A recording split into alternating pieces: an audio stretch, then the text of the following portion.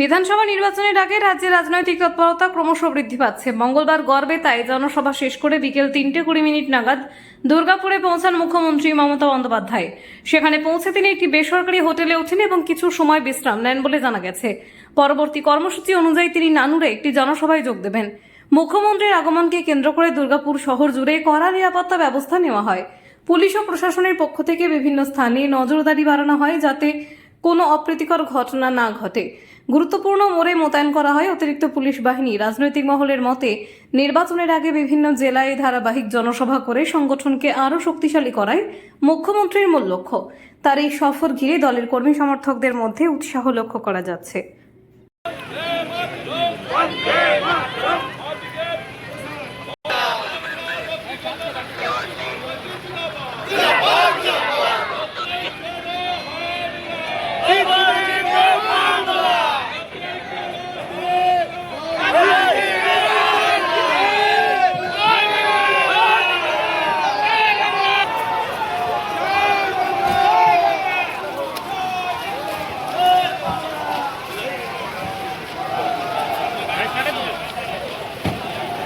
কিসে আনবে যদি হাঁটে?